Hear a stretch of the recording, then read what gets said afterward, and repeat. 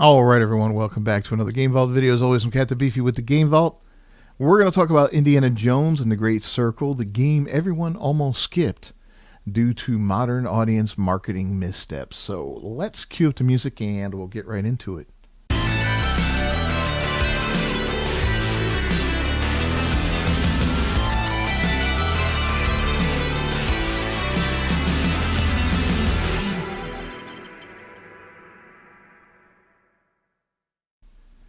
The recently released Indiana Jones and the Great Circle came out amidst a ton of doubt and scrutiny.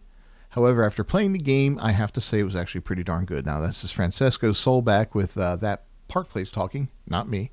The Indiana Jones trilogy is considered by many, including myself, to be among the best trilogies of all time. The adventurous stories, Indiana Jones's questionable archaeological methods, and his wild shenanigans. Who didn't want to experience Indy's adventures as a kid? To figure out the mysteries of ancient artifacts and lost civilizations he hunted down in every movie, or to watch him outsmart and fight villains, or even terrifying human sacrifice tribes. I loved Indiana Jones as a kid. I was in my early to mid-teens when Raiders of the Lost Ark came out. Temple of Doom followed a couple years later. That one was... I enjoyed it as a kid, but on later viewings as an adult, I was like, this is garbage. Not garbage, but definitely nowhere near as good as Raiders of the Lost Ark.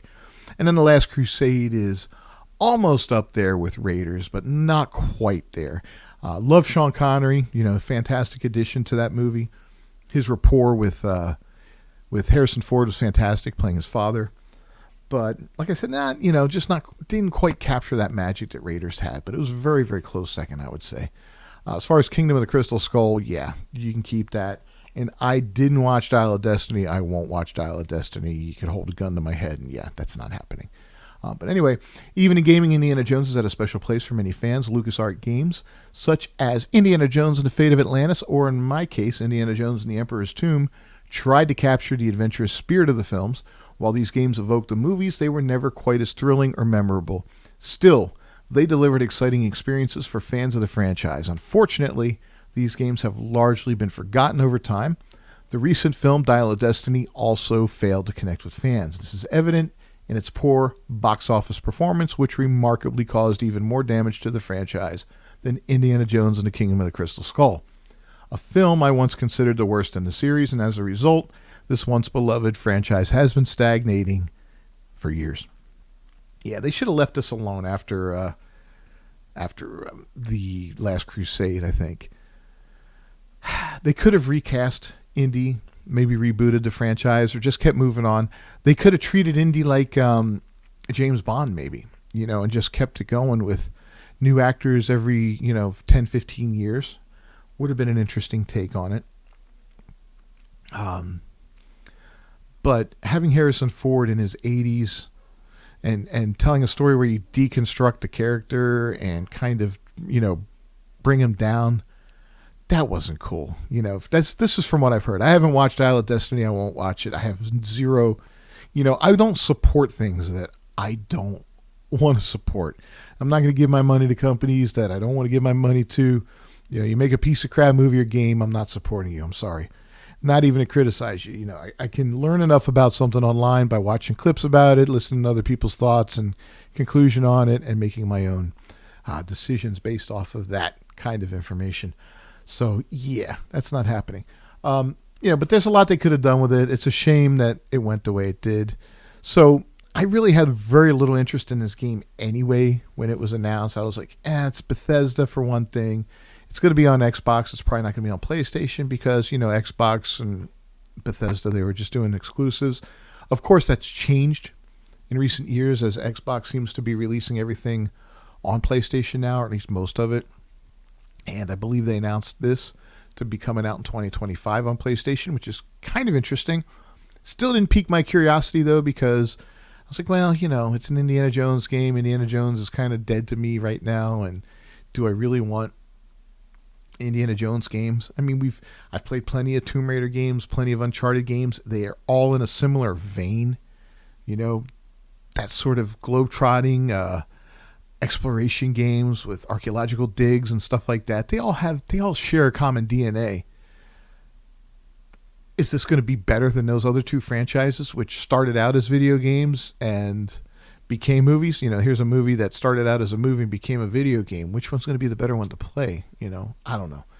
But imagine my surprise when Bethesda, of all companies, announced Indiana Jones and a Great Circle, a first-person adventure featuring fist-fighting, shooting, and puzzle-solving with Indiana Jones as the lead. It sounded like a dream come true. Could this game revive the franchise, warming the hearts of old indie fans? Now, surprisingly, the answer is both yes and no, thanks to one fatal flaw, and that's bad marketing. The backlash of ignoring your audience. When someone says bad marketing, many assume it refers to how much a game is marketed or the methods used. However, the biggest marketing mistake many companies make today is neither the amount of marketing nor the approach. It's the failure to listen to consumers and use that feedback to guide how one markets a product. Something that has become increasingly clear is that nowadays, certain topics and phrases have been forced into marketing campaigns, often to very negative reactions from consumers. And let me be clear, this backlash doesn't come from a minority, but from a clear majority of consumers. Now, those in marketing need only to look at the results of these methods. Examples include Dylan Mulvaney's inclusion in Bud Light campaigns, Concord's focus on inclusivity topics, and Jaguar's horrendous copy nothing ad, which many called a woke-pushed marketing attempt. The results speak for themselves. Concord failed, costing Sony $200 million at best. Bud Light's parent company, Anheuser-Busch InBev, saw its stock drop by nearly 20%, and Jaguar's campaign, well, let's just say the reactions have not been good. Yeah, Concord failed. Sony pulled the game, refunded everybody in 10 days. This was a live action game.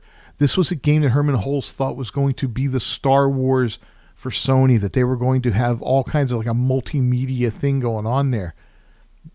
Failed. 8 years of development, $200 million. The rumors have been like $400 million because they also had to acquire the studio for it. Crazy. And Bud Light, man. Bud Light's the beer for rednecks and college students. What the hell, dude? What the hell? Who thought Dylan Mulvaney was going to be the face of that? That was one of the most retarded marketing campaigns in the history of humanity. I mean, come on, dude. I don't think they've recovered yet. And then the Jaguar campaign, what was that? It looked like an advertisement for a homosexual drag show or some weird... I don't even know where to go with that one. Anyway, because of this and many more examples, it's easy to look back at similar marketing failures to see what not to do. Phrases like modern audience or diversity are often misused in ways that do the opposite of what they're intended to accomplish now, alienating people rather than including them. Yet, marketing teams never seem to learn. Now, when words alienate, the impact of misguided messaging. Consumers have started noticing patterns and trends in bad products and are now, more than ever, staying away from those that include certain phrases or topics, such as modern audience tropes or woke influences. Unfortunately, the team behind Indiana Jones and a Great Circle didn't seem to get the memo.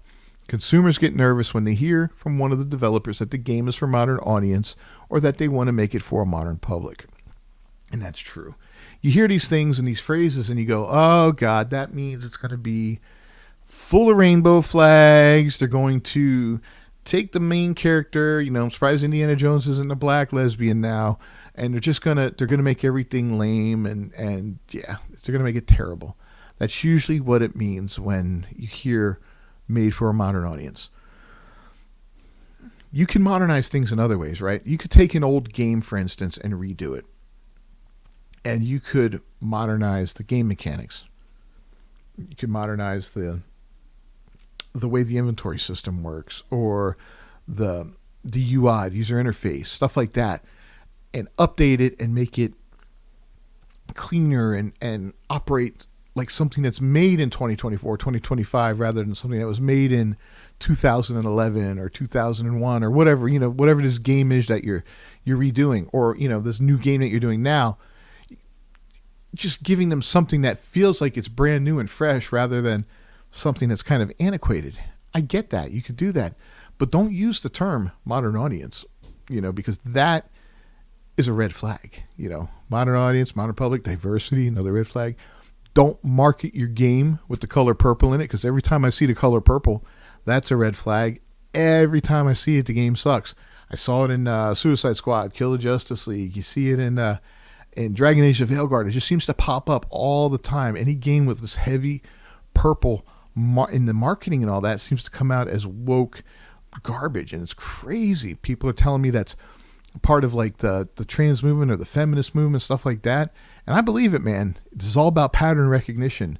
And the more you keep your eyes open for these things, once you start seeing it, you will not be able to unsee it. Keep your eyes open and you will recognize these things. Narrative designer Ed Curtis Sivis actually stated, "Now we have the opportunity to tell a new Indiana Jones story for a modern gaming audience," and it immediately raised alarms. For many customers, this kind of language suggests that the game may be pandering to a DEI narrative, a narrative that has often alienated and demeaned customers and critics alike. To make matters worse, Curtis was seen wearing a rainbow t-shirt during one of the promotional events. While this shouldn't matter, many people assumed, based on his appearance, that he fit the stereotype of a woke fanatic who blames gamers and consumers for rejecting poorly made products. Personally, I believe he's just a nice guy caught in a situation beyond his control, but still, like many others, I initially stayed away from Indiana Jones in a great circle. The marketing campaign seemed poorly executed, with game footage and trailers that felt lackluster and uninspired. It gave the impression that the developers had no idea how to market the game properly, and yet the game itself is far from boring. It wasn't until a friend of mine, a diehard Indiana Jones fan, urged me to give it a try, combined with a positive review from a game reviewer I trust, that I decided to give it a shot. And to my surprise, I discovered that this might be one of the best games I played in 2024. Indiana Jones, in my opinion, is a great game. It combines puzzle solving that doesn't hold your hand like many other games do, with a solid, well-grounded fist-fighting system and a comparatively good stealth mechanic, all in first person, which frankly works remarkably well. That's a good combination because, let me tell you, a lot of these modern games are really holding your hand through puzzles. Sony, I'm looking at you. The recent God of War and the recent Horizon games both did that excessively. Aloy in Forbidden West, if you didn't figure something out in a few seconds, she'd be like, "Hey, why don't you go look over there?" And Atreus in God of War Ragnarok would be like, "Why don't we try climbing those stairs over there and looking behind that tree to see if there's a treasure chest that might have something in it?" I'm exaggerating a little bit, but you see what I'm getting at here. Instead of giving you the time to figure something out, or, they would just give you these hints right away. And I don't know if, why is that there? That could be something that maybe you put as an option if you want to turn it on. Like, hey, give me these optional hints after, a certain amount of time, not right away. And I'm talking, these were right away pretty much, 10, 15 seconds into looking around. Hey, go look over here. Hey, what if we did this? Hey, that rope over there is kind of suspicious. Let me use my brain a little bit. You don't need to keep me moving along at a rapid pace like that. I don't mind taking some time and using my brain. We're just dumb, and people are gamers just getting that dumb that we have to hold their hand for everything? I mean, the next Assassin's Creed coming out, Assassin's Creed Shadows, actually has a setup in there or a way that you can play it where you don't have to make any dialogue choices. It's going to make all the dialogue choices for you so that you can get the canon playthrough where everything is going to be as the developers intended it to be. Just make it a movie then. Make Assassin's Creed Shadows a movie. Don't even give us the interaction, That's weird. Put these things in accessibility, man. That's, I have no problem with that if that's the way you want to play it. But don't make me play it that way. Give me an opportunity to figure these things out. Anyway, every interaction feels seamless and immersive. The locations are expansive and well designed, adding to the overall experience. I also didn't find any forced messaging in the game. The woke spin that many, including myself, might have assumed about the game, non-existent. There's no preaching about DEI. There are no characters that feel oddly placed for the sake of diversity, and while some gamers might point out that there are two characters presumed to have the same-sex attractions, their inclusion doesn't feel forced or unrealistic in the way many other games and films today handle such representation. The conversation that reveals this detail feels natural. It isn't initiated by Indiana, but by another character who simply tells her friend that the person they're searching for, someone very important to her, still cares for her. While it suggests a more intimate past, it feels genuine, normal, and entirely unrelated to Indiana Jones himself. That makes it all the more authentic. We've never seen that in Indiana Jones before anyway, but whatever. One detail I absolutely love is that no one speaks English unless they're directly addressing Indiana Jones, as he himself speaks English. It was refreshing to hear an Italian NPC speaking Italian, a German soldier speaking German, and even the villains conversing with each other in German or Italian during cutscenes. This authenticity and attention to detail felt far more genuine than the usual forced English with bad accents many games rely on for the player's sake. The puzzles and mysteries are genuinely fun to crack. As mentioned, the game doesn't lead you by the hand like a toddler learning to walk. Instead, it emphasizes the need for you to listen, search, and decipher things on your own. It was refreshing to see a game that trusts its audience to be smart enough to handle a real challenge. Now, the combat system was also a highlight for me. The shooting mechanics, while not the main focus of the game, are decent. There's an emphasis on realistic details, such as taking your time to reload your gun, which adds to the immersion. However, you're not forced into shooting scenarios. In fact, the game frequently allows you to choose how to approach a situation, whether through stealth, fist fighting, or shooting. The disguise mechanic is another neat feature, and the side quests are abundant. Thankfully, they're not just fetch quests. They're well scripted, compelling, and meaningfully connected to the narrative. All in all, Indiana Jones: The Great Circle is, for me, a great successor to the Indiana Jones trilogy. In fact, I would rank this game alongside the films as follows. And here we got the author's ranking. Wow, at the top he's got Indiana Jones and the Last Crusade, followed by Raiders of the Lost Ark, Temple of Doom, while considered placing Great Circle at number 3. Troy Baker's phenomenal voice acting as Indiana Jones, perfectly capturing the essence of Harrison Ford, makes it feel like you're playing Ford himself. However, Temple of Doom edges it out slightly since it features Ford in the flesh. That's fair. Then we got The Great Circle, followed by Kingdom of the Crystal Skull. Like many fans, I didn't find the fourth film in the series as compelling, and we all know it. And there's no such thing as the Dial of Destiny. This garbage simply doesn't exist in my book. Yeah, it doesn't exist for me because I never watched it and I never will.